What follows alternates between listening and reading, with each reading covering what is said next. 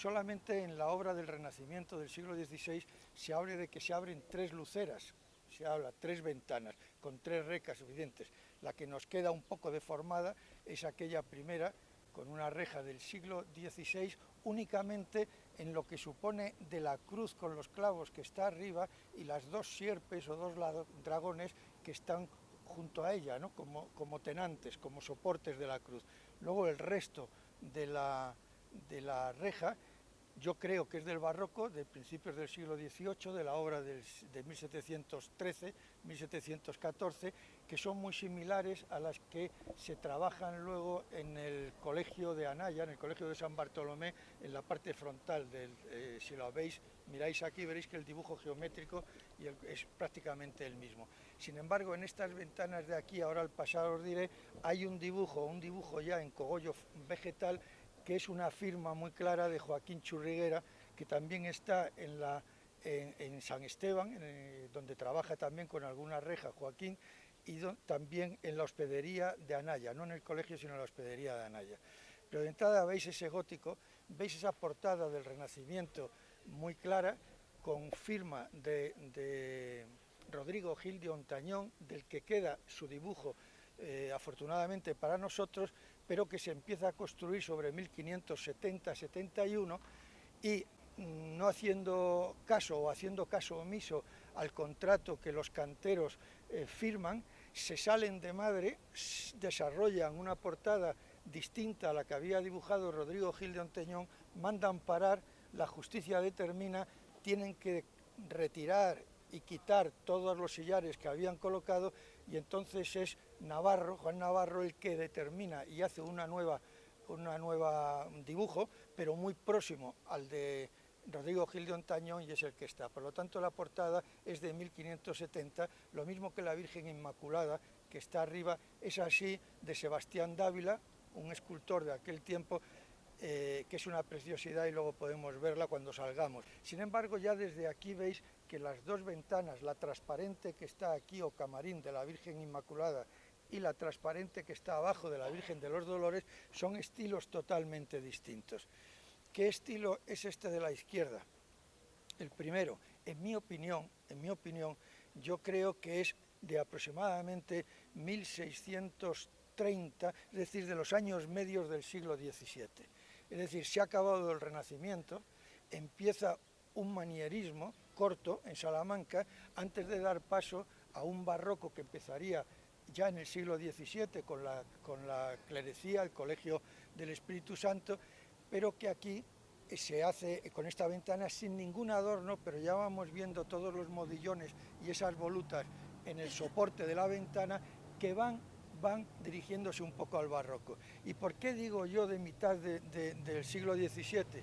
Porque en 1625 se concede, en una donación testamentaria, le conceden a la ermita de la Vera Cruz una presa, una aceña, en Villa Gonzalo, donde hoy está más o menos el azuz de Villa Gonzalo. Pues allí había una pesquera que tiene un gran recorrido de problemas con la cofradía y los pescadores furtivos, etcétera, etcétera, y toda esa cesión de esa aceña era en orden al beneficio de la Virgen Inmaculada y del nuevo arco que se va a hacer y del nuevo altar que se va a hacer. Eso es en 1625 y por contrato de cesión de esa amanda. Lo que pasa que como eran varios los propietarios de la aceña, se entran en las clásicas disputas hereditarias, y eso no se resuelve hasta 1630, cuando ya llega a la paz.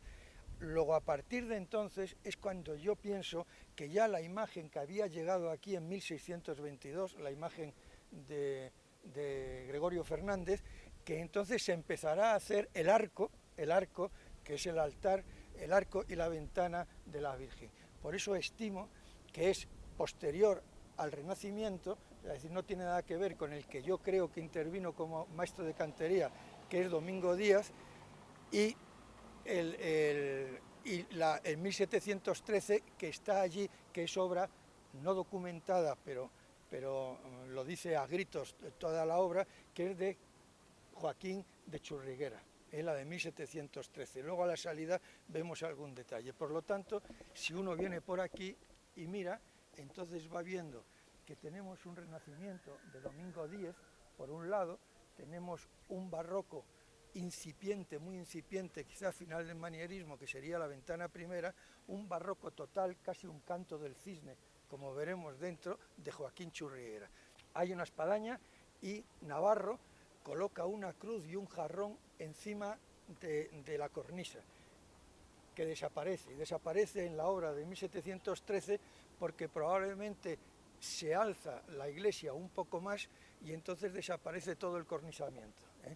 Y entonces se hace la arca. Creo también que antes de 1713 es aquella espadaña, no de 1570, sino de 1630 aproximadamente. O sea, de la misma obra que esa ventana sería la espadaña.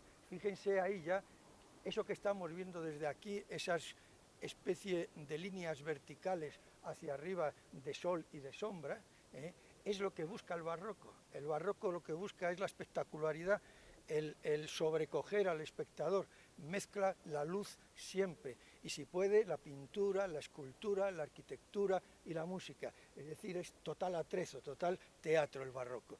Y entonces ahí ya empieza a querer salir de la forma plana y de las formas típicas del Renacimiento y se va. Lo mismo que las volutas, son unas volutas que nos llevan a la primera época del Renacimiento de Salamanca, del siglo XVI, el primer cuarto del XVI, pero ya las va haciendo bastante más abultadas, pero todavía planas. O sea, no las recarga como las recargarían luego los Churriguera o los Quiñones, ¿no? Padre e hijo, sino que ahí la hace muy plana. Es decir, es un ten con ten, quiero hacer, pero me quiero quedar. Todavía no se atreve a salir al nuevo lenguaje barroco. Muy rápidamente sabemos que en 1085 el rey Alfonso VI llega a Toledo y entonces decide repoblar toda la zona entre el Duero y el Tajo. Su yerno, Raimundo de Borgoña, le encarga la repoblación de toda nuestra zona. Y entonces, aproximadamente en 1102, se inicia la repoblación de Salamanca. En 1147 se inicia el segundo o tercer cerco de Salamanca, la tercera muralla.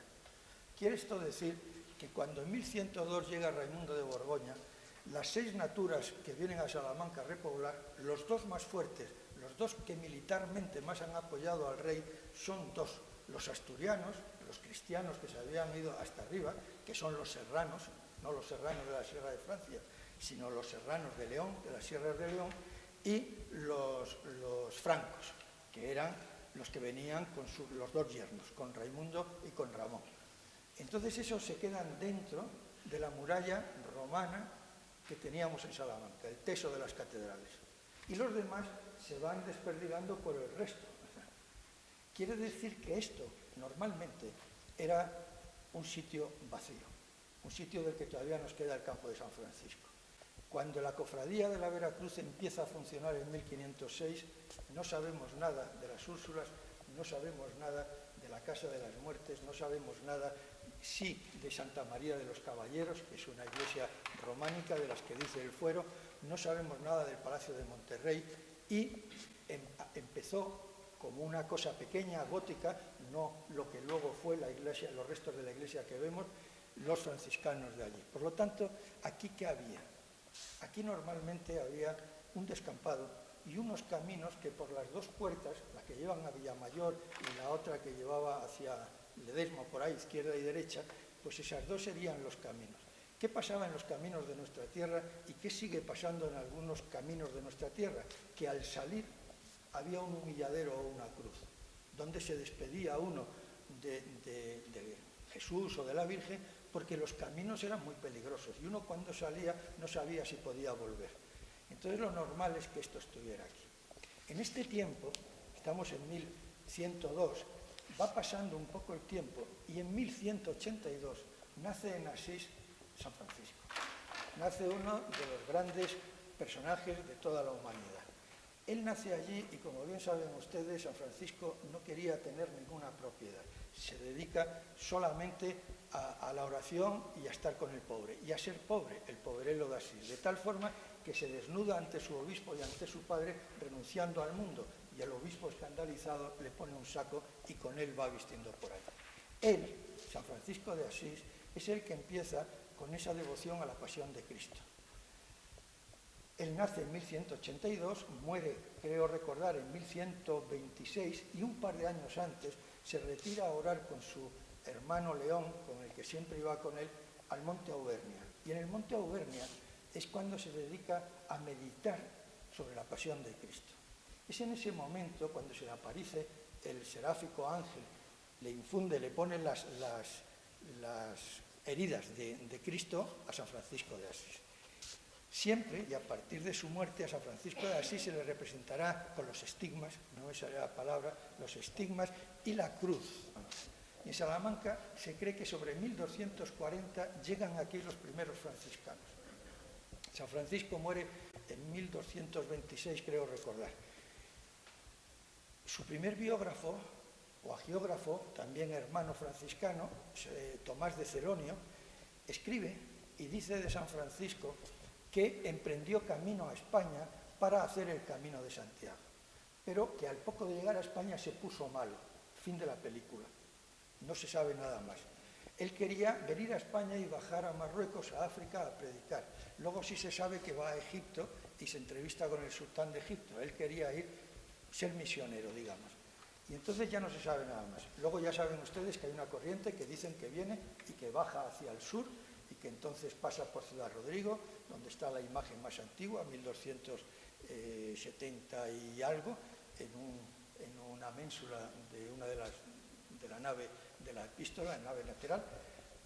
Bueno, ahí se ha hecho un congreso, pero bueno, ahí queda. Pero que uno de los discípulos que venía de él baja hasta Salamanca y crea aquí, lo mismo que se cree que otro discípulo crea en la parte de la Sierra de Gata, del sur de la Sierra de Gata, Santa María de los Ángeles. Llegan los franciscanos, 1240, esto está en nuestros historiadores. Y entonces ellos lógicamente, traen la misión o la devoción que tenían los franciscanos, es lo que hay que suponer. Y entonces ahí hay un padre, Francisco de Bobadilla, que, mejor dicho, me salto y seguimos. En 1273 se encuentra en los archivos de la catedral la primera manda testamentaria a favor de los frates de la penitencia. Los franciscanos también eran conocidos como fratres de la penitencia. Y se dice que era para la pitanza, para la comida. Era ya un grupo independiente de los franciscanos formado para hacer penitencia y tenían su propia sede. Incógnita. Eran los propios franciscanos. Incógnita. El caso es que a partir del siglo XIII se deja de hablar de esos fratres de la penitencia. Pero sí están los franciscanos. Entonces en 1506 un padre franciscano, Fray Diego de Bobadilla, decide de repente, más de un centenar de personas, allí en la capilla del crucifijo del claustro de San Francisco, del antiguo San Francisco, crear la cofradía de la Veracruz. Por lo tanto, en 1506 se crea una cofradía que tiene su sede ahí en el convento, no se sabe, que tiene una ermita aquí, una ermita pequeña, antigua, especie de humilladora, no sé. En los años 20 del siglo XVI, 1526-27, entonces hay otra cofradía, que es la cofradía dedicada y advocada a la Virgen Inmaculada Concepción, y es de caridad, que entonces decide unirse con la Veracruz. Pero resulta que la Veracruz no tenía hospital, tenía solamente iglesia. Tenía un sitio donde estaba, sin hospital, mientras que la Concepción de la Caridad sí tenía hospital y andaba buscando un terreno que le ofrecen en una calle que estaba paralela de Payo Maldonado al convento de los franciscanos, le venden, que luego se deshace, pero hay una especie de previo contrato, un terreno para hacer su iglesia. Entonces, al juntarse los dos, resulta, creo, hipótesis, que la Caridad tenía su hospital y no iglesia, y la Veracruz tenía su iglesia y no tenía hospital. Y entonces se quedan ya los dos unidos con hospital e iglesia, lo que quiere decir hospital, obras de caridad, iglesia, penitencia. Y entonces se conforma la doble vertiente que tiene la cofradía de la Veracruz. Llega ya la fecha de 1570, el principio del Renacimiento, entonces ya se decide trabajar aquí. como digo, con trazas de Rodrigo Gil d'Ontañón. ¿Qué queda de eso? Yo creo que la primera ermita pues sería una ermita pequeña, de una sola nave, más o menos que hubiera una distancia de unos 10 metros, que era lo que daban las iglesias románicas para tener una techumbre todavía sin bóveda, tener una techumbre plana. Probablemente tenía una armadura mudéjar, puesta luego en el XIII o en el XIV. El gran paso adelante es el paso del siglo XVI, del que solamente sabemos que Martín Navarro y Rodrigo Gil d'Ontañón hacen trazas y entonces probablemente conforman ya esta superficie grande, una superficie gótica, y además era la explosión. En 1506 se había formado la cofradía, la unión de las dos cofradías, y entonces ya es la explosión, hay mucha gente, entonces tienen que aumentar el tamaño. Lo que estamos viendo aquí no queda nada de ese Renacimiento, salvo esa puerta que hemos visto y quizás esta puerta dintelada, en donde esta especie de arco conopial, es una especie de arco conopial, pero también como si fueran tres peñascos, ¿no?, que están soportando a la cruz. Tres peñascos que en una simbología extrema, que uno puede pensar o puede no pensarlo, podían ser los símbolos de la Santísima Trinidad, tres personas, ¿no?, sujetando a la Santísima Trinidad. Son las dos únicas cosas que pueden quedar. Seguimos avanzando y entonces llegamos ya al siglo XVIII. Ya es lo que estamos viendo, es el canto del cisne. El barroco, como os he dicho antes, es una explosión de belleza. La belleza hay que sentirla, y para sentirla tiene que tener una pasión dentro por algo. Aquí, ¿quién trabaja? Aquí sí sabemos que trabaja en un momento Domingo Díez. Domingo Díez es el que hace, por ejemplo, la espadaña de la Universidad de Salamanca. Pero no trabaja Joaquín Churriguera como maestro de cantería, sino que todas sus firmas son como ornamentación. Porque al mismo tiempo, en 1709, donde ahora tenemos ahí la cruz, que era donde estaba, no, aquí no, que fuera, en el patio, era donde estaba el humilladero o la cruz, donde la Santa Cruz, la Cofradía de Santa Cruz, celebraba el descendimiento desde los principios de la cofradía. Entonces, ahí trabaja. Primero era, según los papeles y deduzco, pues eran 4 pilares, 4 vigas y entonces una techumbre, ¿no?, que cada vez que había que hacer un descendimiento se le ponían unas cortinas en los laterales y se hacía. Pero ya en 1709 trabajan, ahí está todo documentado y todo el gasto que hay, trabaja ya Joaquín Churriguera, haciendo una cúpula de media naranja con sus ángeles y ya más o menos con todo el lenguaje que él va teniendo. Y Domingo Díaz es el que firma como maestro cantero. Y entonces vienen aquí y de esto no se sabe nada. Fíjense que del crucero, llamémosle, se sabe todo, y sin embargo de aquí no se sabe nada. Que ahí pone, dio el principio a la edificación de este templo el 20 de junio de 1713 y se concluyó el 13 de septiembre de 1714. Dice, ¿qué es eso? Probablemente fue solamente la ornamentación, no el templo. El templo empezaría al mismo tiempo que en 1709 empezó el crucero. Para que esa sería esta decoración que estamos viendo, ¿no? Bien, Joaquín Churriguera entonces lo hace, no hay ningún documento. Pero si ustedes van y observan, por ejemplo, el retablo de 1703 de Las Claras, si observan los dos retablos laterales de San Esteban, si observan otros dos pequeños, muy pequeños retablos de Pedrosillo del Ralo, si van y observan que es su obra última, porque muere ya ahí en 1724 en la Catedral de Plasencia, en la Virgen del Tránsito, me parece, el retablo de la Virgen del Tránsito, verá que hay una serie de elementos que conforman el lenguaje de Joaquín Churriguera.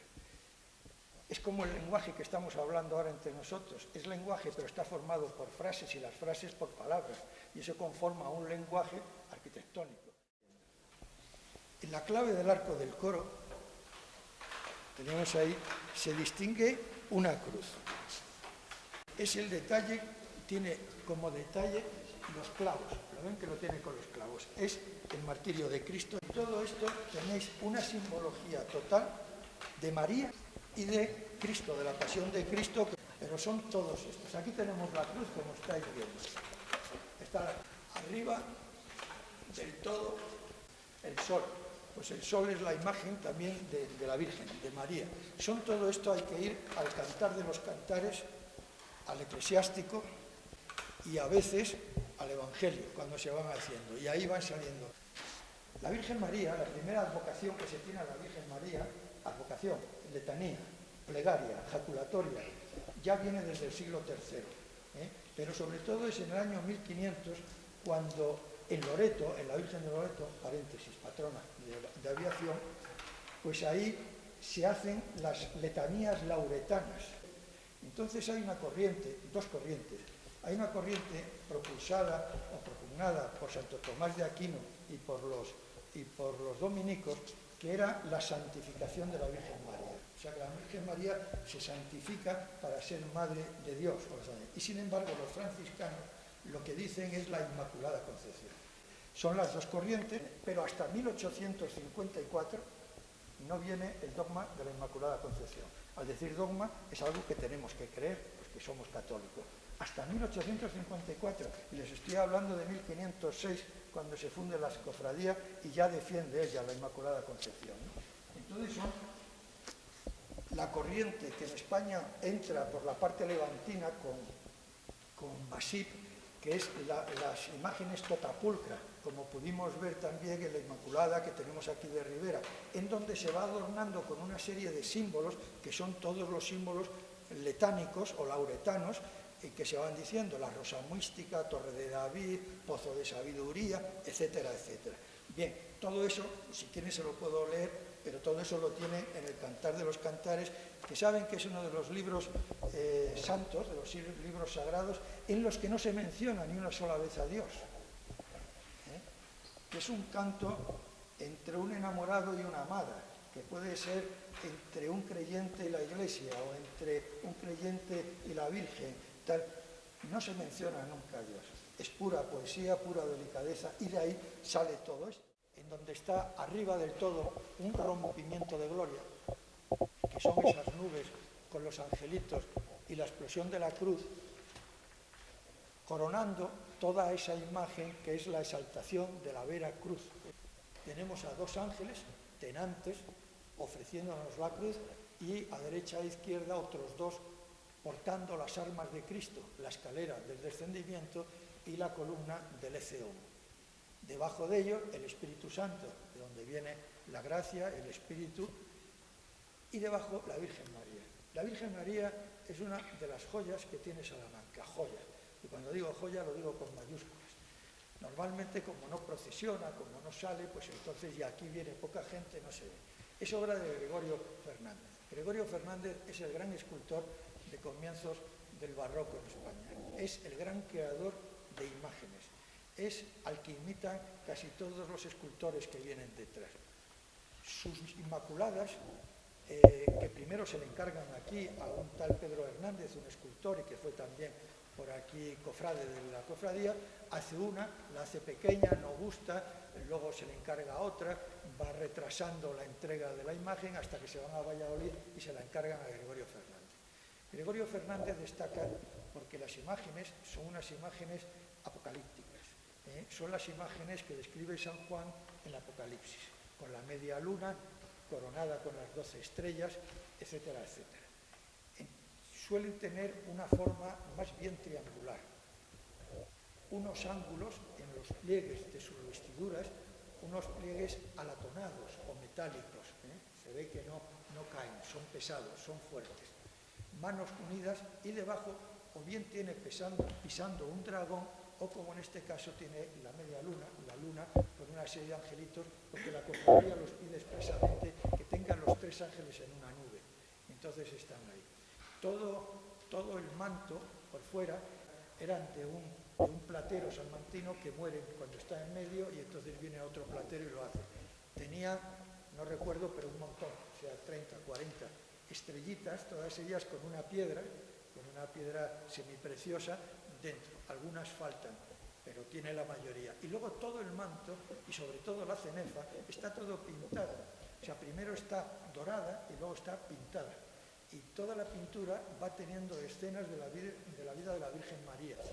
Luego tenemos el retablo. El retablo ya vemos que tiene un solo cuerpo, el solo cuerpo, que es el que va de derecha a izquierda, y el ático, que es el que está arriba, por encima de la Virgen, todo aquello es el ático.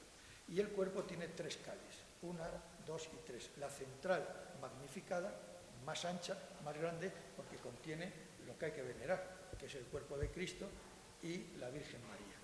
El retablo ya es el último símbolo que tiene la Iglesia mariana, que es la glorificación total de María. ¿Saben cuántos angelitos tiene metidos Joaquín de Churriguera? Creo recordar que son 62, pueden ser 60 o 62. O sea, es la glorificación, es ya el trono total de la Virgen María, que es a lo que dedica a la Iglesia. La cruz de plata es de 1673. No entro en los detalles de Pedro Benítez, ya ha dicho que es el escultor, Cristóbal de Honorato, perdón, el platero, Cristóbal de Honorato es el escultor, y Juan Domingo Nieto el pintor. Todo es plata, como ven por ahí. En el centro, con cristal, hay una cruz, y dentro de ella hay otra cruz de cristal de roca, y dentro de esa otra segunda está el Lignum Crucis.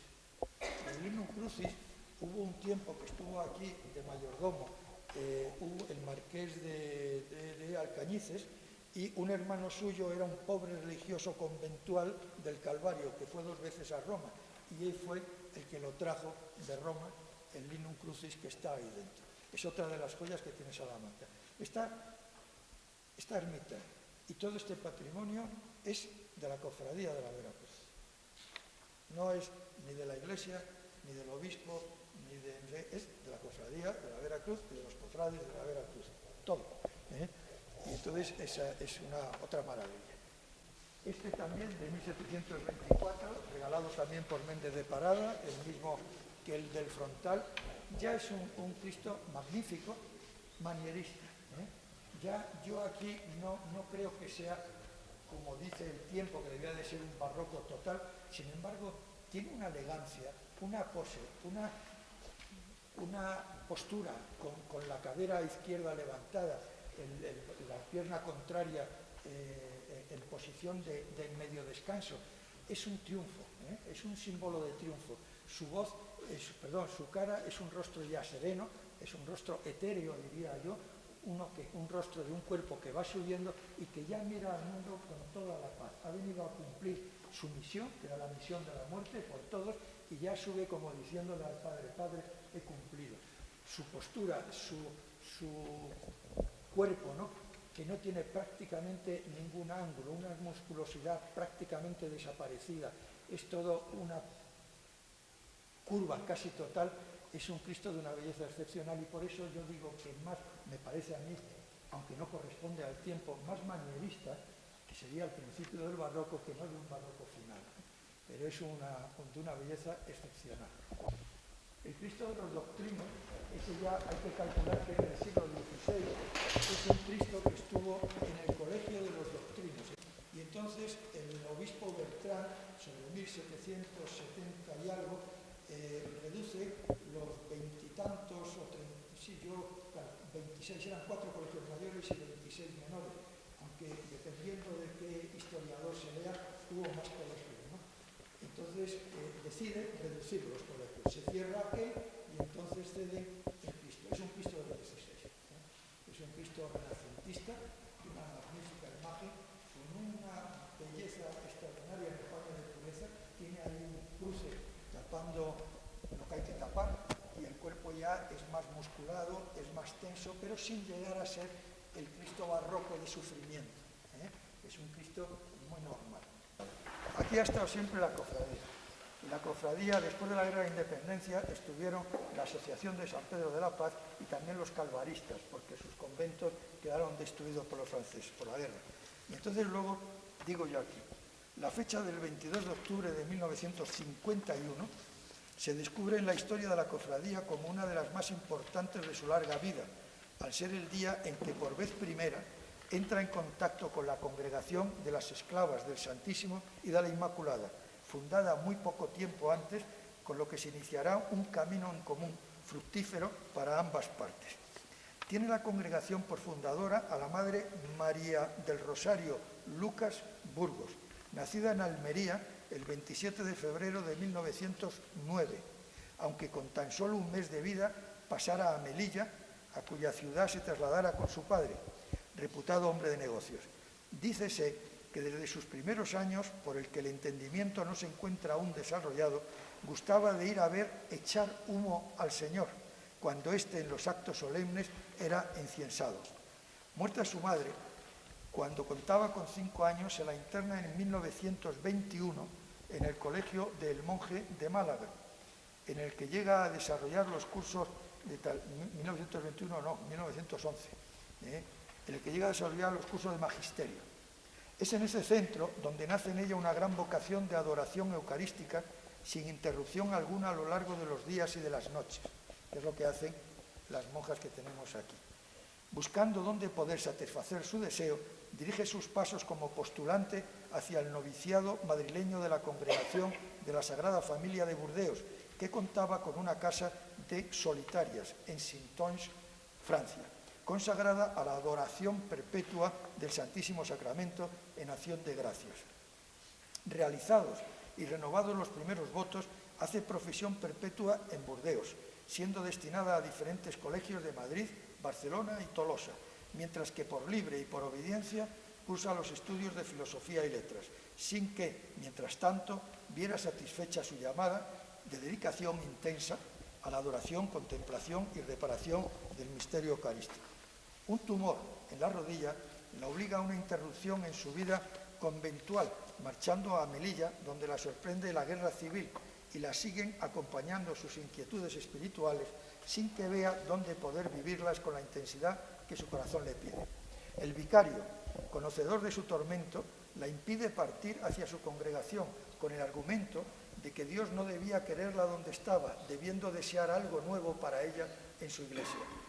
Pide por consiguiente la secularización que la disculpa de sus votos en 1939, dedicándose al apostolado en su parroquia melillense, naciendo bajo su iniciativa el 8 de diciembre la Asociación de Esclavas del Santísimo Sacramento y de la Inmaculada, con el solo fin de acompañar a su Divina Majestad. 3 años después, el mismo día de la festividad de la Inmaculada Concepción, renueva su voto de esclava, pidiéndole ya a la Virgen ser la fundadora del instituto. Y así ocurre que, obtenida la autorización y la bendición del obispo de Málaga, el 25 de diciembre de 1943, después de la Misa del Gallo, las 4 primeras esclavas comienzan su andadura, siendo aprobada la asociación 2 meses después como pía unión de hijas de la Iglesia, vistiendo hábito las primeras madres fundadoras el 11 de octubre de 1945. Siendo enviado el obispo don Balbino Santos y Olivera como arzobispo de Granada, la Madre María Rosario se desplaza a la ciudad andaluza, erigiendo en ella la casa madre, en la que la Pía Unión pasa a ser reconocida como congregación el 15 de septiembre de 1948, con el fin de la adoración perpetua del Santísimo Sacramento y de la realización de obras apostólicas desde dentro de la clausura, haciendo los votos perpetuos la Madre Fundadora y las otras 11 religiosas, redactando nuevas constituciones. La Madre María del Rosario, cuya vida entregaría a Dios en Córdoba el 5 de enero de 1960, sería la que en compañía de la hermana secretaria se presentaría como superiora general ante la Junta de Gobierno de la Cofradía el ya recordado 22 de octubre de 1951, manifestando ante ella que su deseo es establecer la residencia de sus religiosas en la casa de la Cofradía, adquiriendo la casa en venta o en arriendo, que se obligarían a cuidar de todo lo de la Cofradía, lo mismo de ropas que de todos los demás objetos y enseres que se le entreguen mediante inventario, que tendrían exposición mayor de su Divina Majestad noche y día en la capilla de la Dolorosa, y luego se cambió aquí el obispo de Salamanca, lo trasladaron aquí, y que si la cofradía lo deseaba, tendrían exposición todas las tardes durante 1 hora en la capilla principal, como se hace, que de sus deseos ha hecho una exposición al señor obispo, el cual se ha mostrado satisfecho y le ha autorizado para efectuar cuantas gestiones considere necesarias, etcétera, etcétera. Este templo, tal y como lo vemos, lo hicieron los padres salesianos de Barcelona en sus talleres de Sarriá y lo patrocinó, lo subvencionó totalmente doña Gonzala de Santana, la pollita de oro, que tantas obras de caridad hizo. vamos viendo aquí lo más importante que es la Virgen. Pues si hay otra Virgen en Salamanca que habla por sí sola, pues es la Virgen de los Dolores, o la Virgen de los Cuchillos también, que se le llama, ¿no?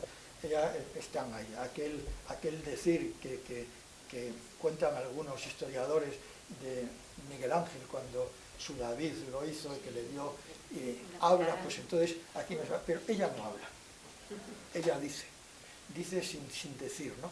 Nos está diciendo todo. Tiene los colores canónicos, el azul del manto y el rojo del hábito, pero es un rojo que yo siempre quiero ver en ella, el rojo de la pasión, el rojo del gran dolor de la madre que ve irse al hijo y además el dolor de la sangre que derramó el hijo. Y es una cascada, ¿no? No es un rojo contenido o no es una sangre coagulada, sino que es una cascada de sangre, una cascada de amor que va llegando hasta el suelo, hasta la tierra, donde estamos nosotros, la iglesia militante, ¿no? Y que viene de arriba, se desplaza. Y ella está ahí sufriente, totalmente sufriente. Yo, bueno, esto se hace en 1922, es lo de menos, y sí una cosa importante. Esta iglesia, la Virgen, es anterior a 1718. En 1718 ya está la Virgen aquí, porque en ese momento la cofradía le pide al ayuntamiento unos metros de la calle de Sorias para poder hacer la ventana que hemos visto por fuera. Y el ayuntamiento se lo cede. Entonces ya, si lo pide en 1718, es que está antes. Les digo esto porque no hay ningún documento sobre ella, y sobre la Virgen y sobre su autor. Sí se sabe que Calvo Tragacete, un cofrade, fue el que la donó y el que la trajo él mismo de Salamanca. Don Miguel de Unamuno, el gran Don Miguel de Unamuno, siempre decía que viéndola a ella, que veía su patria, no sé si por el dolor, pero escribió sobre el campo de San Francisco, y les leo, Don Miguel: enterraré en ti mi visión del campo de San Francisco, hambre loca de imposible sosiego, raíz de Cristo. Cubren cipreses a las áureas torres, cielo divino, y canta en mayo su prieta verdura, fruto de trinos. Soñando en el mar, el agua canta, reloj de los siglos. Qué montón de momentos, puro monte, mítico, mítico. Montar, escalando de Dios el peldaño, fuente de ríos. Recuerdos enterrados, vida mía, tras tierno olvido. Está hablando del campo de San Francisco. Toma tierra al cielo, cielo la tierra, carne de Cristo. La dolorosa, con sus 7 espadas, fiel acerico. Rojo fruto, corazón todo madre, trágico sino. Y el dolor sin orillas se hace lago, claro, tranquilo. En dulce paz de descanso soñado, azul cobijo, mi humilde, pobre hermano, santo campo de San Francisco.